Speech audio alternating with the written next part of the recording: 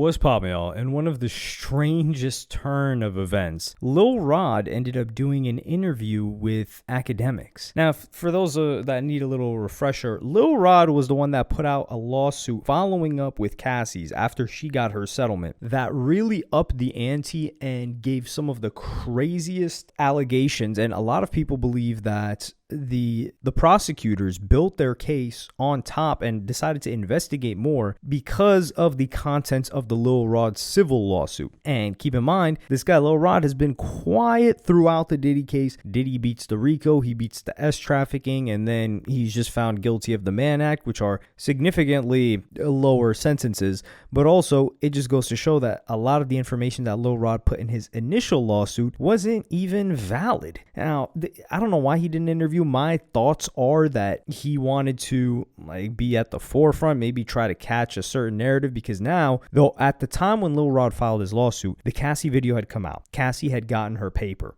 and everyone was looking at it like, yo, damn, this Lil Rod thing is crazy. And everybody was following up with the Lil Rod stuff. And people thought that this whole Diddy party thing was a lot crazier than it was. Like, they thought it was some Eyes Wide Shut, some stuff that Epstein was doing. Like, you had weird conspiracy theorists talking about he's really just a black Epstein. And even back then, I was like, you guys are absolute clowns if you think Diddy is out here handing chicks out to other dudes. Like, when you come to find out what was actually going on, you're like, oh, this was very secretive, and almost nobody knew what was going on except those closest to Diddy in terms of just assistants, and that's it. Probably his family didn't even know what was going on. But Lil Rod, and we're gonna break down a couple of things, he just got spun and embarrassed. This was an excellent job by Akademiks, and one of the things that Akademiks presses him on is the FOs, or debauchery nights or hotel nights, freak offs with Carisha, also known as Young Miami. So he asks him about this, and then Lil Rod is just so shifty. So I'm gonna play you guys the clip right now. Dog. Do you think Young Miami was in a freak off? This is your opinion. This is not. Oh, it's yeah, not. yeah. Listen,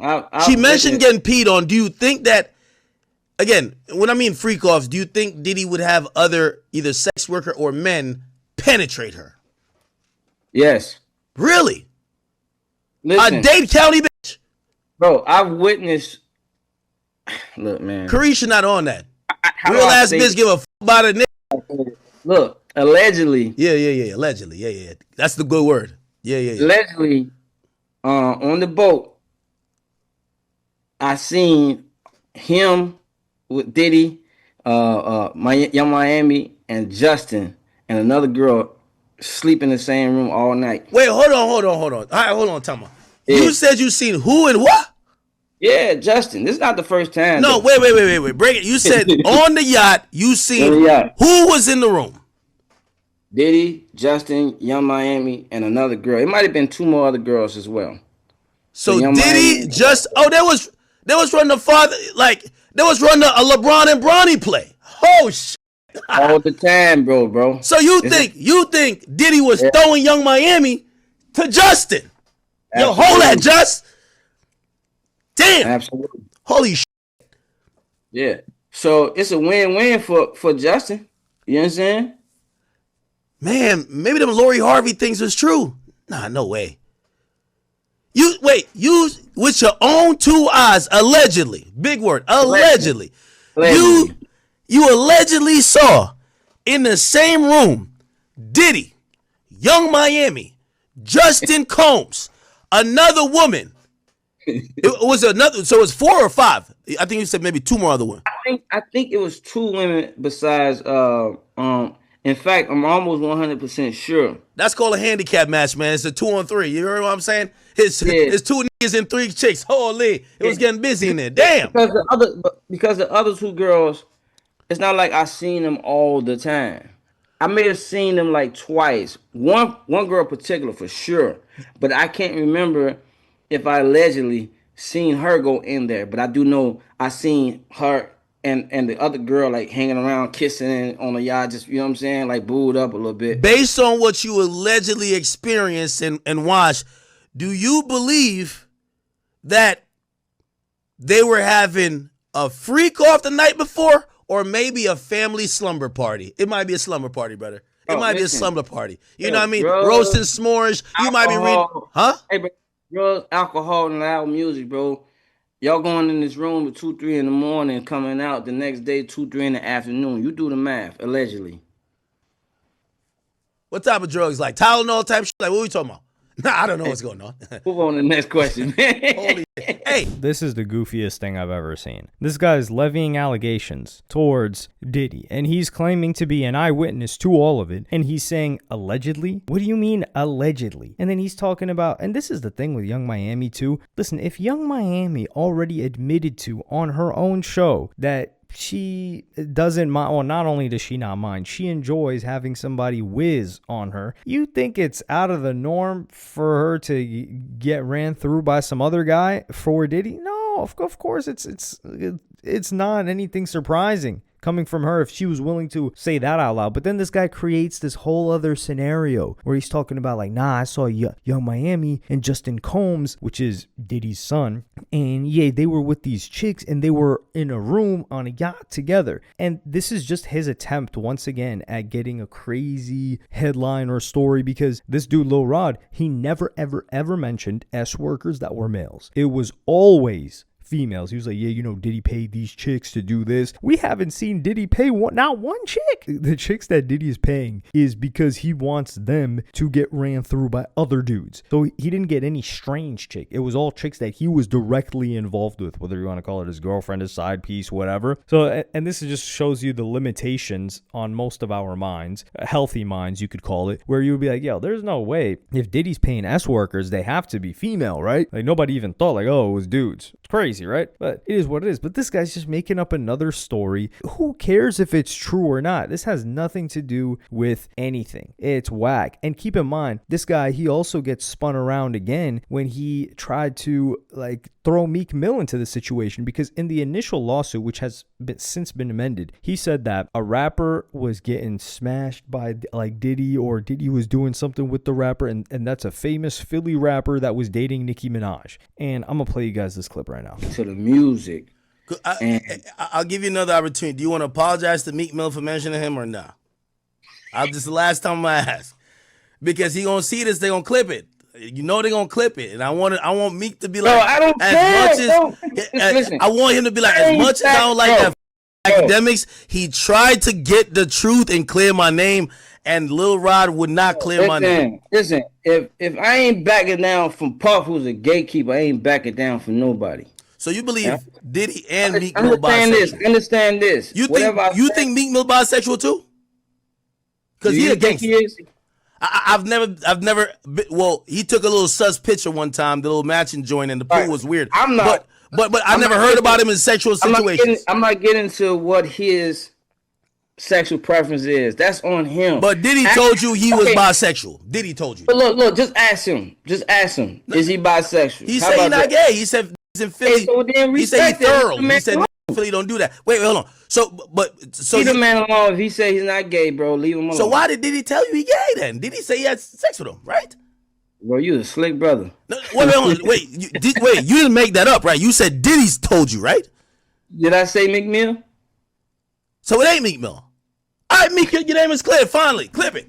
So in this clip and after it, number one, he's dodging it right now. He's like, man, I don't know that guy's preference. Dog, if you saw him and Diddy get into it, you know his preference. You know what he was on. And then he's like saying, I didn't say that was Meek Mill. Dog, like, maybe you're stupid, but don't project that onto the rest of us. There's a handful of Philly rappers, and there's only one that's dated Nicki Minaj. Unless you know some magical information that we don't. And this actually harmed Meek Mill's reputation, because Akademiks was going at Meek Mill. So he was covering this and and Akademiks has consistently said that he doesn't believe Meek Mill is gay, but the jokes that he made about it, they spread. And this harmed Meek. Meek even talked about it. He's like, yo, my son is out here at school having to explain to everybody some fake stuff that never even happened about his dad. So you're harming this guy's life, and then now you're trying to walk it back, where it's like, man, Meek, I don't know what happened with that situation. Like, I can't really comment on that. You did comment on it. And you were saying, like, I didn't say that was Meek Mill. So this guy's just being ultra shifty, and just, it's weird because one piece of him wants to talk and another piece of him doesn't want to be honest, because the majority of this lawsuit is not honest. So you get this odd dynamic where Akademiks is like really reeling him in, catching him from different angles, and he's just babbling nonsensically and trying to walk back these statements that he made. And the worst part about this is this guy should be scared, because if Diddy's free, this guy was the one that really sent the investigations into overdrive. And I believe it was because of the allegations that this dude Lil Rod made about there being unripe women, if you want to call it that. We can't use the full word. So I'm going to play you guys the first clip about that. You know what I'm saying? I've read your lawsuit back and front. I've tried to verify every single detail. You guys have headless. First of all, at your first initial complaint, which I do want to ask you about this too. And again, these are things that's going to be asked at court. And I don't know if maybe you need more time to answer these, but it's going to be asked in court. You accused Diddy of being around underage women. None of that came out in trial. He was never accused criminally of being with underage women. You had pictures of women who later came out themselves to say, that's me, and I'm grown. I'm 27. Why did you think there was underage women at his party? And again, what was your state of mind?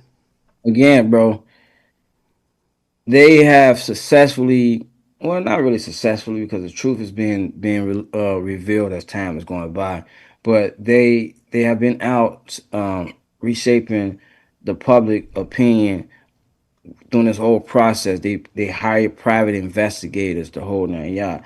So I don't care, bro. The reality is nothing that they're doing is stopping this from seeing a judge. No, it will, but you're not answering the question though. There's certain things. Again, what we found out is that if someone says, "Yo, Ak, you did 15 things," and we found out that 12 things were lies, the other 3 looks kind of crazy. So you alleged a few things. Are you saying that, for example, I said 12 things and only 3 things was correct? That's what you're saying? Well, I could point out over a dozen lies to you right now. Because it's probably going to be everything I did say was accurate, and then some things hasn't. No, sir. It's very different. Okay. Most of the things you said, I will admit, the feds tried to use, but Diddy actually spanked that case in federal court, at least 3-2. He got convicted of. Help shape the public again. You accused of civil RICO. They filed a criminal RICO. He beat the RICO.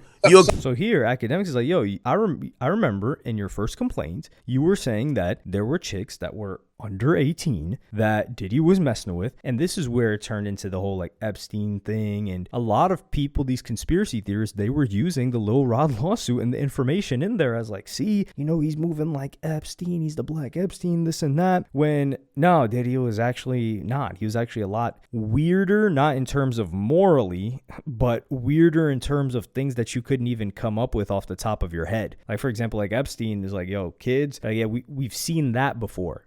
Obviously, it's weird. Obviously, it's reprehensible, but it's something we've seen before. Diddy, what he was doing, we didn't even think that was a thing.